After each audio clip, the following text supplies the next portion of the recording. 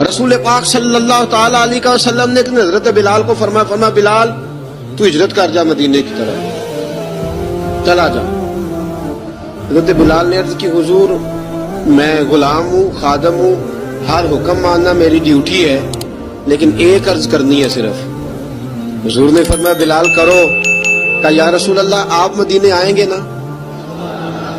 آپ آئیں گے مدینے؟ رسول پاک صلی اللہ علیہ وسلم مسکرا پڑے، فرمایا ہاں میں بھی آؤں گا۔ کہا حضور بس ٹھیک ہے، بتائیں کب جانا ہے، بس اتنی سی بات ہے۔ سرور کون مکان سیاح لا مکان صلی اللہ تعالی علیہ وسلم نے فرمایا بلال یہ 16 مرد عورتوں بچوں پر مشتمل 16 لوگوں پر مشتمل یہ قافلہ ہے، اس قافلے کے اوپر تجھے میں امیر مقرر کرتا ہوں، تو ان کو لے کے جائے گا مکے سے مدینے 250 کلومیٹر کا سفر، 250 میل کا سفر۔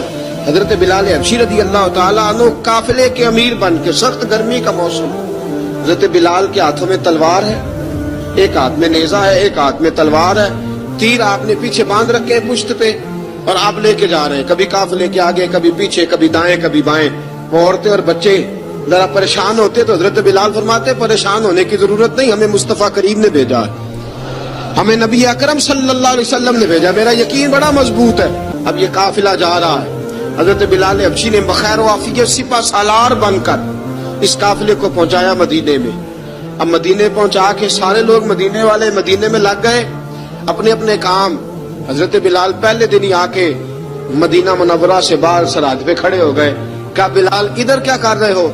نبی پاک علیہ السلام نے وعدہ فرمایا تھا میں آؤں گا، اب میرا تو کام ہے نبی پاک کا انتظار کرنا، استقبال کرنا۔ حضرت بلال روز انتظار کرتے، رسول پاک تشریف لے آئے، حضور حکم کیا ہے؟ فرمایا مسجد بنانی ہے، مسجد قباء بن رہی ہے، تو سب مزدوروں سے زیادہ کام حضرت بلال نے کیا۔ مسجد نبی کی تعمیر شروع ہوئی تو سب سے زیادہ کام حضرت بلال نے کیا، مسجد بن گئی۔ اب جناب اذان کا معاملہ شروع ہو گیا، مسلمانوں کو نماز کے لیے کیسے بلائیں؟ ایک صحابی کہنے لگے حضور ہم اوپر آگ جلایا کریں گے، جب آگ جلے گی تو لوگوں کو پتہ چلے گا نماز کا وقت ہو گیا۔